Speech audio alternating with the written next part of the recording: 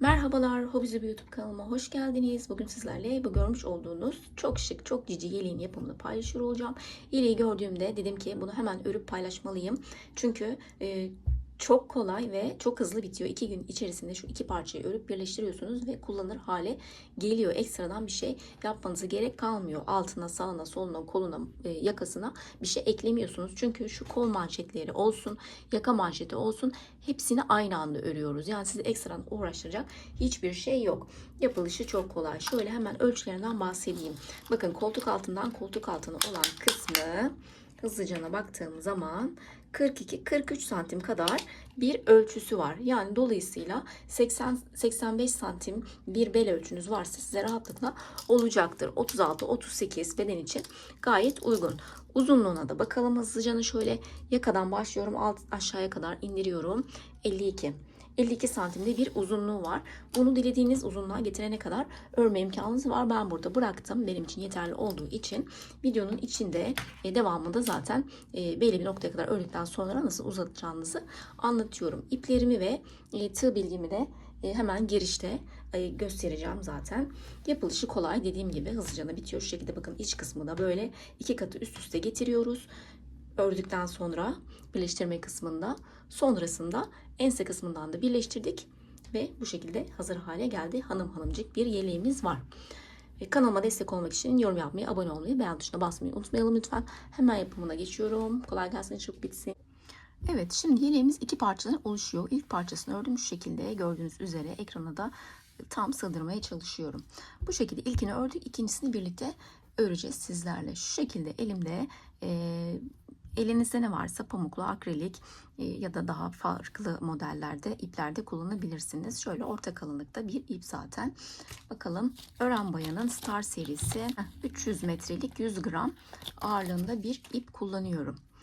Yapılışı kolay, hızlı hızlı ilerleyeceğiz.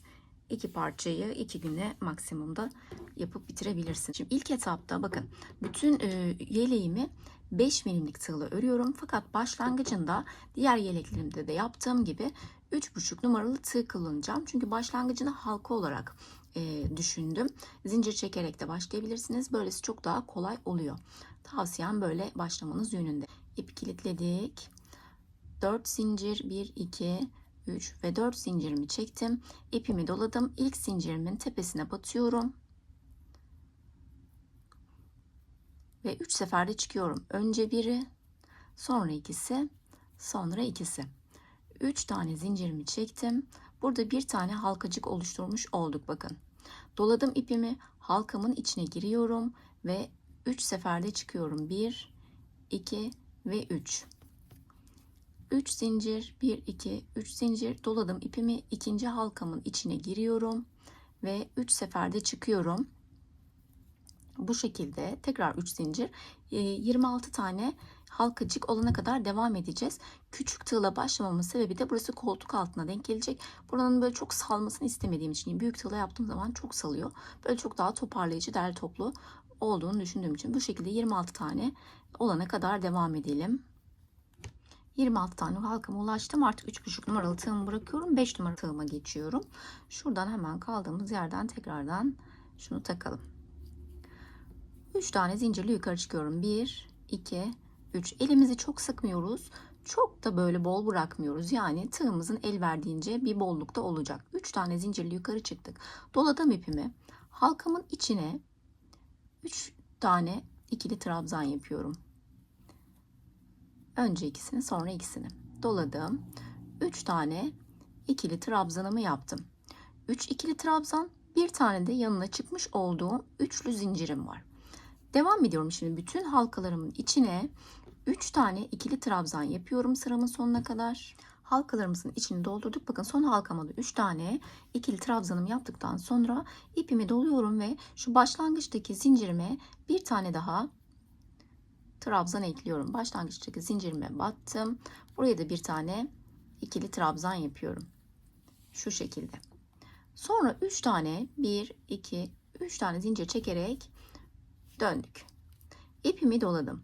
Şimdi şunu takip etmeniz gerekiyor. Bakın, üçlü gruplarımız var. İpimi doladım. Bu üçlü grubumun ortasındakine batıyorum.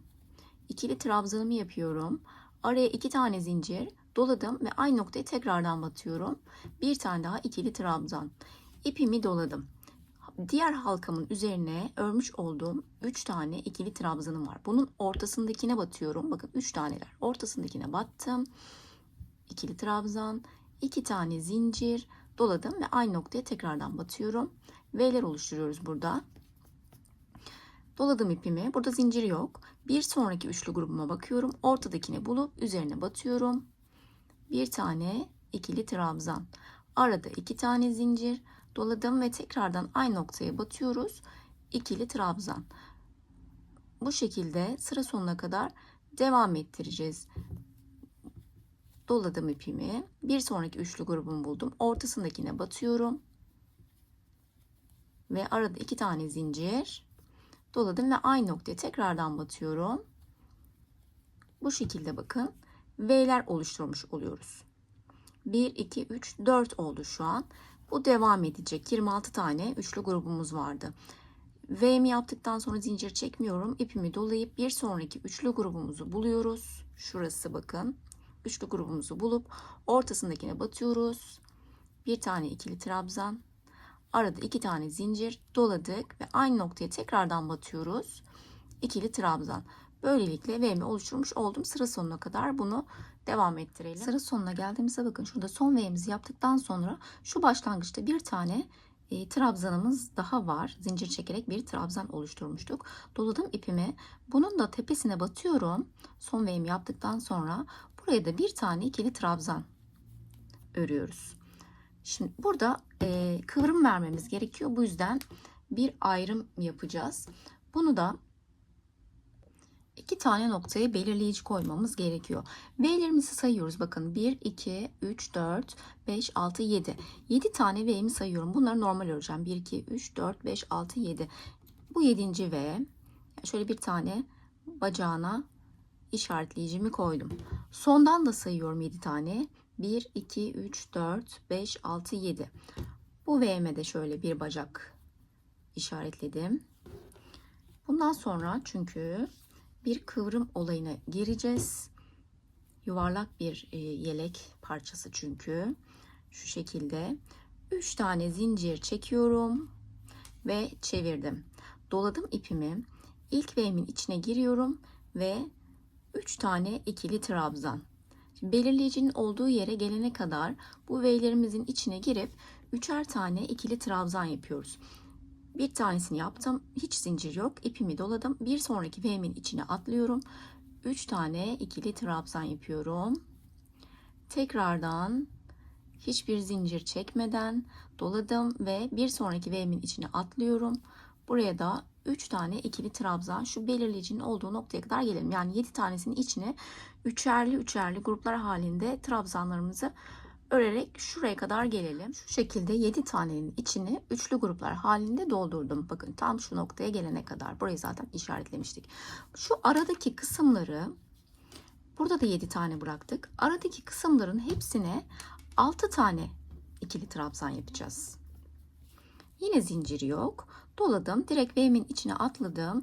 Bunun için şimdi 6 tane ikili trabzan yapıyorum. 2, 3, 4, 5 ve 6. Doladım ipimi, bir sonraki V'min içine atlıyorum. Buna da 6 tane. Belirttiğim gibi şöyle belirleyicimin olduğu yere gelene kadar aradaki boşlukların V'lerin içinin hepsine 6'şar tane ikili trabzan yapıyorum. Evet, aradakilerin hepsine 6'şar tane doldurdum. Böyle kıvrıldı gördüğünüz üzere. 7 tane V'miz kalmıştı. Bu 7 tane V'nin içine de üçerli gruplar halinde örüyoruz ve sıra sonuna kadar getiriyoruz. Sıra sonuna geldik. Tekrardan bakın şurada bir dal trabzanımız var. Doladık. Üçlü grubumuzu ördükten sonra buraya batıyoruz. Sondaki trabzanımızın tepesine ve buraya bir tane ikili trabzan yapıyoruz. Şöyle sonda ve başta başlangıçta zincir, sonda da şöyle trabzanımızı yaparak bitirmiş olduk. 3 tane zincirle döndük tekrardan. Doladım ipimi. Üçlü grubumun ortasındakini buluyorum. Tekrardan V gruplarımızı çalışıyoruz burada. 2 tane zincir çektim arada. Tekrar aynı noktaya batıyorum. Bakın ilk V'mizi yapmış olduk böylelikle. Şimdi şöyle 7 tanesi zaten üçerli gruplar olduğu için bunları tamamlayalım. 7 tanesini. V'lerimizi yaparak şöyle bakın üçlüyorum, ortasına batıyorum. Bir tane ikili trabzan, arada iki tane zincirimiz vardı, doladık. Aynı noktaya tekrardan battık ve bu şekilde V'ni oluşturmuş olduk. 7 tanesini yapalım. Evet, şimdi buradaki V'lerimi oluşturdum 7 tane grubumun üzerine. Sonrasında altılı grupların olduğu yere geldik. Burada tığımın üstüne ipimi doladım. 2 tane atlıyorum. 1, 2 atlıyorum. Üçüncüsüne batıyorum. Ve ikili trabzan. Arada 2 zincir. V'lerimizi yapmaya devam ediyoruz. Bu sefer altılı gruplarımızın üzerine de V yapacağız. Saya saya devam edelim bu noktalarda. Doladım ipimi. 1, 2 atlıyorum. Üçüncüsüne batıyorum. 2 zincir çektim. Tekrar aynı noktaya batarak V'mi oluşturdum. Sayıyorum alttan. 1, 2 atlıyorum. Üçüncüsüne batıyorum. V'mi oluşturmak için 2 zincirimi çektim. Aynı noktaya tekrardan battım. 1, 2 atlıyorum. Üçüncüsüne batıyorum. Arada 2 tane zincirim var. Doladım. Aynı noktaya tekrardan battım. Bu şekilde altılı gruplarımızı tamamlayacağız. Evet, altılı gruplarımın üzerine 2 atlayıp üçüncüsüne batarak şöyle görmüş olduğunuz gibi V gruplarımı yapmış oldum. Sonrasında tekrardan üçlülerin olduğu yere geldik. Sondaki 7 tane üçlü gruplarımızın olduğu yere geldik. Tığımın üstüne ipimi doladım. İsterseniz bakın şöyle görünüyor zaten üçlü üçlü. Ortadakilerine batacağız. Yine saydığınız zaman da aynı noktaya geliyor. 1, 2 atlayıp üçüncüsüne battığım zaman ortasına denk geliyor. Bu şekilde V'lerimi yapmaya devam ediyorum. Artık üçlü gruplarda çok daha belli oluyor. Bu şekilde bakın isterseniz 2 tane sayın. 1, 2 saydığınızda üçlü grubumun ortasındakine denk geliyorum. Bu şekilde sıramın sonuna kadar devam ediyorum. Sıramın sonuna geldim. Başlangıçtaki bakın şuradaki trabzanımı da ördüm tek başına. Sonra 3 tane zincirimi çekiyorum ve dönüyorum. Bu sırada tığımın üstüne ipimi doladım ve V'min içine girdim. Bu sırada bütün V'lerin içine üçer tane ikili trabzan yapacağız. Başka hiçbir şey yok. Bakın 3 tane ikili trabzanımı yaptım. Sonrasında doladım ipimi, atladım bir sonraki V'min içine. Buraya da 3 tane ikili trabzan ve bütün V'lerimizin içine üçerli gruplar halinde trabzanlarımızı yapıp sıramın sonuna kadar geliyorum. Evet, şimdi bu sırada şurada bıraktım, bakın henüz bir örme işlemine girişmedim. Üçlü gruplarımızı ördük, sıramın sonuna kadar getirdim. Burada yaka kısmında eklememiz gerekiyor. Her iki parçada farklı yerlerde olacak. Şimdi işimizin bakın tersi ve düzü var. Düz tarafından yapabilmemiz için bir tanesini bu taraftan yakayı vereceğiz. Bir tanesini bu taraftan vereceğiz. Şimdi şu taraftan, yani kaldığımız noktadan olanı göstereyim öncelikle. Her ikisini de öreceksiniz çünkü. Şimdi önce bu tarafla başlayalım. Gruplarımızı ördük. Buraya 21 tane zincir çekiyorum. 1, 2, 3, 4, 5, 6, 7, 8, 16, 17, 18, 19, 20, 21. 21 tane zincirimizi çekiyoruz. İpimi doladım.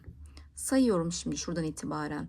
1, 2, 3, 4 ve 5. Beşinciyi buldum. Buraya giriyorum. İkili trabzanımı yaptım. 2 tane zincir doladım. Tekrardan aynı yere giriyorum. Bir tane daha ikili trabzan. Buraya V çalışacağız şimdi. Doladım. 1, 2 tane atlıyorum. Üçüncüye batıyorum.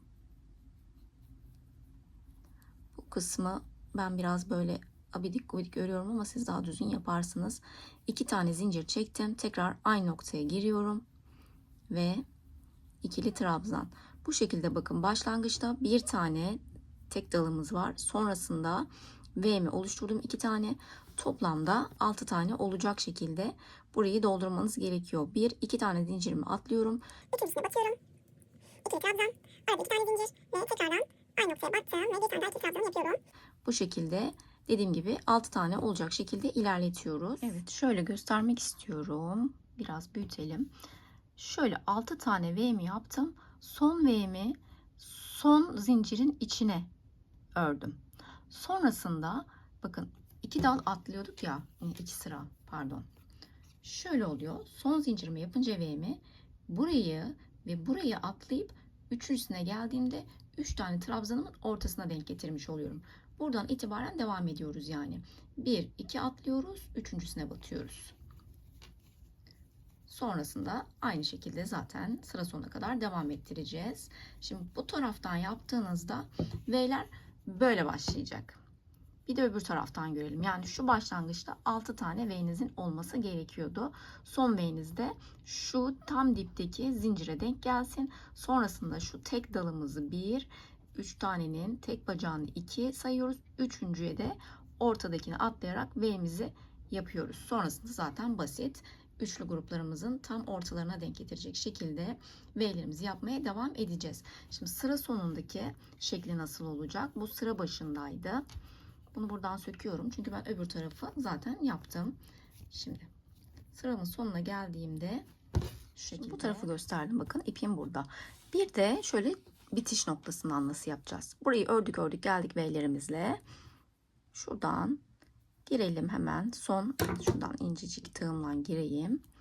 İpimi alıyorum. Ve 21 tane zincirimi bu tarafa çekeceğim şimdi. 1, 2, 9, 20. 21 tane zincir çektim. Şöyle bıraktım. Fazla gelirse eğer onu oradan sökebilmek adına. Şimdi buradan başlayacağım tekrardan örmeme. Bakın ipim bu taraftaydı. Buradan V'lerimi yapmaya başlıyorum. Başlıyorsunuz. Devam ettik. Geldik sıramızın sonuna kadar. Sonrasında şu çekmiş olduğumuz zincirin üzerine 6 tane V yapıyoruz. Yani iki yüzümüzün farklı olacak yaka kısmı. Biri bu taraftan başlatıyoruz bir parçamızı. İkinci parçamızın da sonuna birazcık zincir ekliyoruz. Örü sona geldikten sonra 6 tane daha V ekliyoruz. Evet, sıra sonuma kadar geldim. Bakın buradaki V'lerimi ördüm. Son V'de sıramın sonundaki son üçlü grubumun tam ortasındaki trabzana denk geldi. Şimdi bundan sonra şurada çekmiş olduğum 21 tane zincirim vardı. Bunun üzerine nasıl yapıyoruz? Bakın saydığımız zaman çok güzel denk geliyor. Sonuncusundan sonra 1-2 tane atlıyorum. Yani sol bacağı ve trabzanımı atlıyorum. Tığımın üstüne ipimi doladım. Hemen ilk zincirimin tepesine batıyorum ve buraya bir tane ikili trabzan. Buraya şimdi 2 tane zincirimi çektim. Aynı noktaya tekrardan batıyorum. Buraya ilk V'mi böylelikle oluşturmuş oldum hemen dibine. Az önce göstermiş olduğum gibi bakın bu tarafta da yine dibinden başlamış oldu V'ler. Tekrardan 2 tane zincir atlayıp üçüncüsüne batıyorum. Yine bir V oluşturuyorum. 1-2 atladım. Üçüncüsüne battım. Bunu biraz muntazam örmek istiyorum önüme alıp da. Ve böyle bir tane daha ikili trabzan. Arada 2 zincirimi çektim. Tekrar aynı noktaya batıyorum. Yan yana 6 tane V'mi oluşturmaya. Buradaki 6 tane V'mi oluşturdum. Arta kalan şuradaki zincirlerinizi de söküp tekrar sabitleyebilirsiniz. Şimdi buradan itibaren V'lerimizi sayıyoruz. 1, 2, 3, 4, 5, 6. Zaten hali hazırda 6 tane var. 6, 7, 8, 9, 10, 11, 12, 13, 14. Tam bakın şu alttakinin hizasına denk geliyor. 14.sünü şöyle bacağını takıyorum. Burası tamam. Sondan da sayıyorum. 1, 2, 3, 4, 5, 6, 7.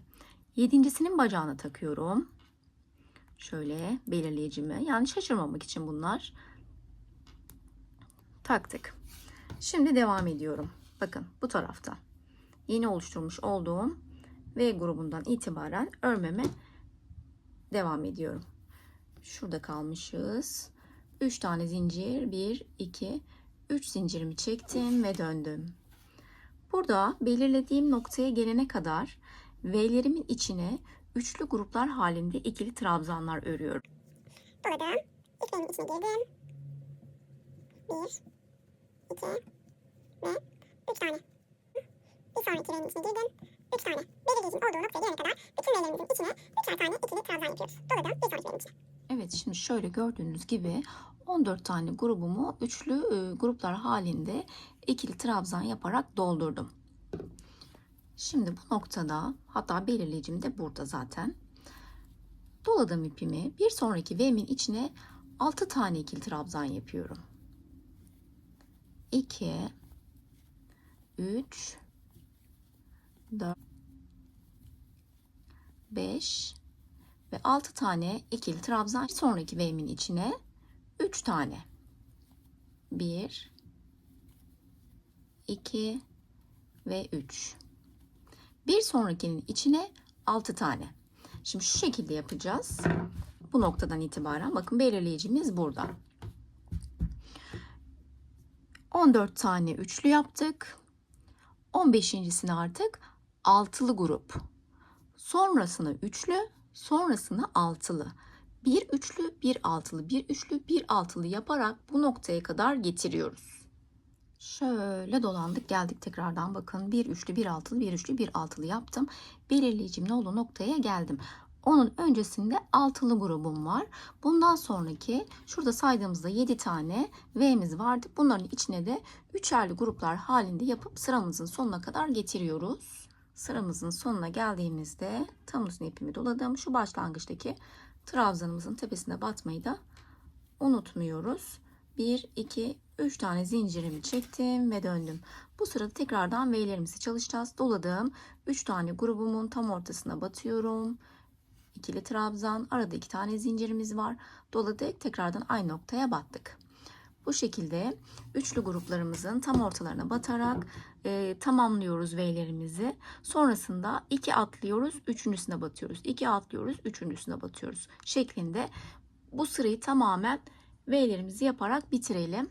V gruplarımı bitirdim. Sona geldiğimde de tek dal trabzanımın tepesine batıyorum. Bakın hemen şöyle bir tane ikili trabzan, 3 zincir çekiyorum ve dönüyorum. Şimdi bu noktada doladım ipimi, V'min içine girdim. Buraya 3 tane ikili trabzan yapıyorum. 2 3 doladım. Bir sonraki V'min içine giriyorum ve üçlü trabzan, 3 tane ikili trabzan yapıyorum. Bu sırada komple bütün V'lerimizin içine girerek ikili trabzan yapacağız, üçer üçer. Burayı böyle bitireceğiz sıra sonuna gelene kadar. Sonraki sırada, bir üst sırada da tekrardan bu gruplarımızın üzerine ortadakilere batarak V'ler yapacağız. Yani şöyle şuradaki küçük alandan bakacak olursak 1, 2, 3, 4. sırada küçük alanım. Bir sonraki sıraya tekrardan çıkacağım, 5. sıraya. Orada da bunların üzerine V'lerimizi çalışacağız. Sonrasında tekrardan arttırmamız olacak. Şurayı bir devam edelim önce. Çoklu bölgede de yani büyük alandan da bakarsak eğer 1, 2, 3, 4, 5, 6, 7, 8 şu an 9'u örüyoruz. Üçlü gruplar olarak 9'u örüyoruz. 10. sırada da V'lerimizi yapacağız. 11. sırada tekrardan buluşalım. Orada arttırmalarımız olacak. Evet, şimdi bir sıra üçlü grup, bir sıra V'mizi yaptık. Herhangi bir sayı değişimi yoktu oralarda. Şimdi şuradan itibaren tekrardan sayalım ve işaretleyelim istiyorum. Kafalarımız karışmasın, sonra yanlışlıkla fazladan örmeyelim. Buradan itibaren V'lerimi sayıyorum. 14 tane. 1, 2, 3, 4, 5, 6, 7, 8, 9, 10, 11, 12, 13, 14. Buraya gelene kadar 14 tanesinin üzerine üçlü ikili trabzanlarımızı örüyoruz. 14 tanenin üzerine üçlü gruplarımızı ördükten sonra şurada işaretleyicim var. Doladım. Bir sonraki V'min içine giriyorum. Buraya 6 tane ikili trabzan. 2 3 4 5 ve 6. Doladım. Bir sonraki V'min içine 3 tane. 2 ve 3. Bir sonraki V'min içine tekrar 3 tane. 1 2 3. Bir sonraki V'min içine 6 tane. Yani bir tane altılı, yanına üçlü, tekrar altılı. Şu şekilde sıra sonuna kadar, yani şurada bakın 7 taneyi işaretleyelim bu taraftan da. Sıra sonumuza geldiğimizde neyle karşılaşacağız? 1, 2, 3, 4, 5, 6, 7. 7. V'nin üzerine şöyle koyduğum, buraya geldiğimizde ne olacağını göreceksiniz. Şimdi şurayı tamamladık. Altılı grubumu ördüm. Sonra üçlü, altılı, üçlü, altılı, üçlü. Yani 2 tane üçlü, bir tane altılı yaparak geliyoruz şurada belirleyicimin olduğu noktaya kadar. Sonrasındakini zaten üçlü yapacağız ama burada ister istemez bir sayı artımı olacak. Bunu fark edeceksiniz zaten. Şimdi devam edelim. Bir tane altılı, iki tane üçlü yapmıştım. Şimdi bir altılı, iki üçlü şeklinde devam ettiriyorum. Evet, bir altılı, iki üçlü, bir altılı, iki üçlü yaparak sıramın sonuna kadar geldim. Bakın şurada belirleyicim vardı zaten. 7 tanesini ayırmıştım. Son altılı grubumdan sonra bir tane V boşluğum kaldı. Dolayısıyla bu baştaki 7 tane 8'e çıkmış olacak. Yani 7 tane göreceğiz. Bir tane de ekstradan üçgenimiz var. V'miz var. Bunun içini de üçlü gruplar halinde dolduruyorum. Geri kalan hepsini üçlü gruplar halinde doldurarak bitireceğim burayı artık. Evet, şimdi sıramızın sonuna geldik. Şu en baştan itibaren sayıyorum bakın. Buradan itibaren saydığım zaman 11. sırayı tamamladık. 12. 13. ve 14. sırayı aynı metotla devam ediyoruz. 11'deyiz. 12. sıramızda şu üçlü gruplarımızın üzerine V'lerimizi yapıyoruz. Sonraki sırada bütün V gruplarımızın içine üçerli gruplarımızı örüyoruz. Herhangi bir arttırma yok. Sonra tekrardan V grubumuzu yapıyoruz. Yani bu 11. sıramız tamam. 12, 13 ve 14'ü örüyorsunuz. Bir sıra V, bir sıra üçlü gruplar ve bir sıra tekrardan V. Sonrasında tekrardan bir arttırma yapacağız. 3 sırayı örelim, sonrasında tekrardan buluşalım. Evet, şimdi 14 sıramızı ördük. 15. sıramızdayız. 15. sıramızda da şu şekilde bir hesaplama yapmamız gerekiyor. Tekrardan artışımız var. Direkt de söyleyebilirim ama daha iyi anlayabilmeniz için, çünkü öbür parçayı kendi halinizde öreceksiniz. Şöyle, şimdi ilk sıralarda şuradan 7 tane sayıyorduk. Sonrasında bir alt sırada arttırma yaptığımız yerden sonra bakın şöyle 1, 2, 3, 4, 5, 6, 7, 8 tane kalmıştı. Hani bir altılı, iki üçlü, bir altılı, iki üçlü ördüğümüz sırada sonda 8 tane V grubumuz kalmıştı. Sonrasında üzerine 3 sıra daha ördük. Şimdi 15. sırada burada tekrardan 8 tane ayıracağız. Alttakini takip ediyoruz. 8 tane V'mi ayırıyorum. 1, 2, 3, 4, 5, 6, 7, 8. 8 tane V'mi üzerine üçlü grup olacak şekilde ayırdım. Sonrasında saydığım zaman bu aşamada şöyle yapacağız çünkü. Bir tane altılı, 3 tane üçlü, bir altılı, 3 tane üçlü. Şuraya oturttuğum zaman bütün V'lerin içine sayıyorum. Bir altılı, üçlü, bir altılı, üçlü, bir altılı, üçlü. Saydım geldim bu tarafa doğru. Bakın şurada yaka kısmı için belirlediğimiz parçanın olduğu tarafa geldiğimde buradaki sayı 15 oluyor. Yani şimdi biz bu taraftan başlayacağımız için buradan ben V'lerimi şöyle sayıyorum. Şimdi orayı ayarladım kendim sayarak. Bir burada belirlediğim sayı 15. 1, 2, 3, 4, 5, 6, 7, 8, 9, 10, 11, 12, 13, 14, 15. 15 tane şurayı koyalım. Bunu buradan alıyorum. 15 tanenin üzerine üçlü grup örüyorum. Sonrasında bir tane altılı, 1, 2, 3 tane üçlü. Bir tane altılı, 1, 2, 3 tane üçlü. Bu şekilde burada tekrar arttırma yapacağız. Şöyle de takip edebilirsiniz. İlk arttırmalarımızda bakın şöyle altılı gruplarımızda ilk altılı grup yaptığımız sırada peş peşe altılı gruplar örmüştük. 6, 6, 6, 6, 6. Bir sonraki arttırma yaptığımız yerde altılı üçlü, altılı üçlü, altılı üçlü yaptık. Yani bir ondan bir ondan. Bir sonraki arttırmada altılı üçlü üçlü, altılı üçlü üçlü, altılı üçlü üçlü şeklinde devam etti. 2'ye 1, 2'ye 1 şeklinde. Şimdi ise yine aynı şekilde aslında, yani mantık altılı üçlü üçlü üçlü, altılı üçlü üçlü üçlü yapıyoruz. Yani her seferinde kademe kademe arttırarak şu genişlemeyi sağlamış olacağız. Saydığınız zaman da zaten siz de tekrar teyit edersiniz. Şuradaki bakın kısa taraftan 8 tane üçgenimi V'min üzerine sayıyorum. 8.'sini işaretliyorum. Bunların hepsi üçlü gruplar oluyor. Sonrasında altılı, üçlü, üçlü, üçlü, altılı, üçlü, üçlü, üçlü. Böyle sayın.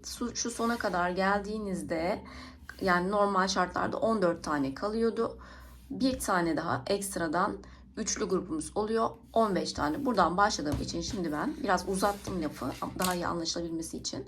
Şimdi 15 tane üçlü grup örüyorum. Sonrasında altılı grubumu yapıyorum. O kadar saydık. Bir de şöyle gösterelim. 15 tane üçlü grubumu ördüm. 16. sıradayım artık. Bakın burada belirleyicim vardı. Bunu çıkartıyorum. Buna artık ihtiyacımız yok. 15 tane ördüm. 16.sına 6 tane ikili trabzan yapıyorum. 1, 2, 3, 4, 5 ve 6. 6 tane yaptık buraya şimdi. Yanındakine üçlü 1, 2, 3. Şimdi 3 sıra boyunca üçlü örüyoruz. 1, 2, 3. Yanındakine de üçlü ve emin içine 1, 2, 3. Şimdi yanındakine 6 tane. 3, 4, 5 ve 6. Şimdi tekrar üçlü. 1, 2 ve 3. 3 tane üçlü yapacağım. Aynı bahsettiğim gibi bakın. Bir tane altılı, 3 tane üçlü. Bir tane altılı, 3 tane üçlü şeklinde devam ediyorum. Sonunda 8 tane kalacak. Son altılı grubumu da ördüm. Belirleyicimin olduğu noktadayım. Bundan sonraki V'lerim içine de üçerli gruplar halinde örüp sıramızı tamamlıyoruz. Evet, bu arttırma sıramızı da bu şekilde tamamladık. Bundan sonraki sırada tekrar yapıyoruz. Bir sıra üzerine V çalışıyoruz. V'lerimiz bittikten sonra bir sırada V'lerin içine üçerli gruplar çalışıyoruz. Evet, şimdi sıramın sonuna geldim. Bu aşamadan sonra daha fazla büyütmek istemiyorum. Şöyle saydığımızda 17 sıra ilerlemişim. Ben buradan itibaren şuradaki pıtırcıklarımı yapmaya başlayacağım, kenardakileri. Eğer ki daha fazla büyütmek istiyorsanız ne yapmanız gerekiyor? Şimdi son olarak üçlü gruplarımızı yapmıştık. Büyütecekseniz eğer bu üçlü grupların üzerine bir sıra V grubunu yapıyorsunuz.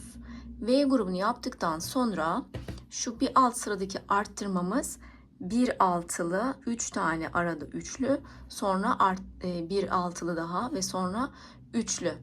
Bu sıralamayı arttırma yapacağınız zaman bir tane altılı, 4 tane üçlü şeklinde ilerletmeniz gerekiyor. Yani şuradakileri devam ettir.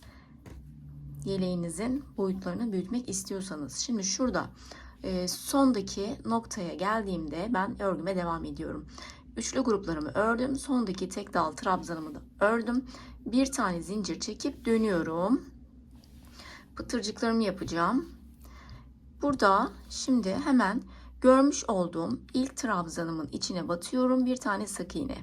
Sırayla 5 tane sık iğne yapıyorum ilk etapta.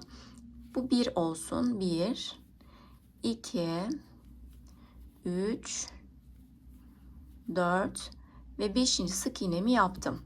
Sonrasında 4 zincir, 1, 2, 3, 4 zincirimi çektim. Aynı noktaya tekrardan giriyorum ve bir tane ilmek kaydırma yapıyorum. Bu kadar. Burada bir pıtırcığımız oluştu. Bir sonraki zincirime girdim. Sık iğne, 5 tane sık iğne yapıyorum. 2, 3, 4 ve 5. sık iğnem. Sonrasında 1, 2, 3, 4 tane zincirli yukarı yükseldim. Aynı noktaya giriyorum ve bir tane ilmek kaydırma yapıp böyle bakın yan yana 2 tane pıtırcığımız olmuş oldu.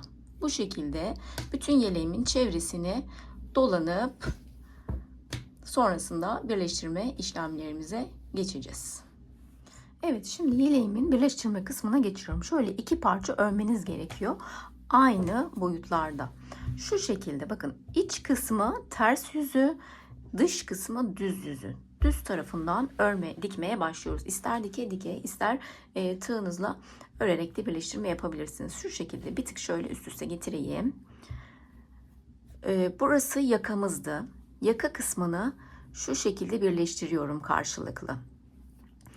Karşılıklı yakayı birleştirdik. Şöyle belirleyiciler takalım da buralara bir tutturalım. Birkaç noktadan bunları buraya takıyorum ki daha net anlaşılsın. Şimdi burası dış yüzü olduğu için bunu dışından dikeceğiz. Dışından dikip dikişimizi gizleyeceğiz. Çünkü bunu kullandığımız zaman şu şekilde katlayacağız. Burası bizim yakamız. Katlayacağımız için bu kısmında dikişin gözükmesini istemiyoruz. Bu yüzden bunu bu taraftan dikeceğiz. Dış kısımdan diktik. Burayı diktikten sonra şimdi şurada şu kadar bir parçamız olacak. Bu tarafta da aynı şekilde bakın. Şu iki parçanın kaç santim ettiğini hesaplayarak arkadaki parçaları üst üste getiriyorsunuz. Burayı önce dikiyoruz. Yakamızı hazır ettikten sonra şuradaki santim ölçüsünü, çünkü bunu da bu tarafa doğru dikeceğiz ama öbür tarafından dikeceğiz ki dikiş izi belli olmasın. Bu şekilde ters yüzünden şöyle çevireceğiz, sonra yeleğimizi bu tarafından dikeceğiz. Anlatabildim umarım. Yani iç kısmından dikip dikiş iziniz belli olmasın diye bu şekilde yapmamız gerekiyor. Şimdi öncelikle isterseniz burayı yakadan başlayın. İster iğne yardımıyla, ister bir tığ yardımıyla. Öncelikle yakamı birleştirmekle başlıyorum. Şöyle bir minicik ilmek yaptım. Karşılıklı ikisini geçirdim ve buradan sabitledim. İsterseniz dikebilirsiniz de, hangisi kolayınıza geliyorsa o şekilde yapabilirsiniz. Şöyle ben ilmek kaydırmayla birleştiriyorum burayı.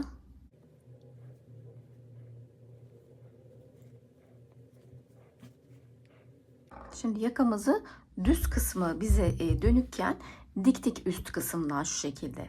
Çünkü böyle kıvırdığımızda bakın artık düzgün tarafı bizde olmuş olacak. Sonrasında şu arka kısmında kalan bakın şurası. Şurasını arka ile birleştireceğiz. Bunu da yeleğimizin ters kısmından yapmamız lazım ki giyindiğimiz zaman belli olmasın. Yani iç kısımdan dikiyorum. İç kısımdan dikerken de bir yandan da alttaki katları üst üste getireceğim.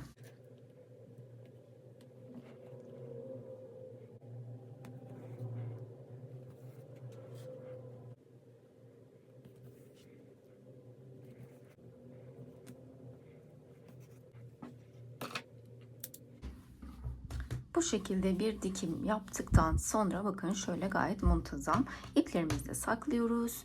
Yakamızı da kıvırdık. Şu arka kısımda eğer fazla açıklık gelirse şöyle kullanırken buralardan da bir iki noktadan tutturabilirsiniz. Giyindikten sonra bunun yerlerini tespit edersiniz zaten. Şu birkaç noktadan tutturabilirsiniz. Sırt kısmından da eğer çok açık gelirse dediğim gibi.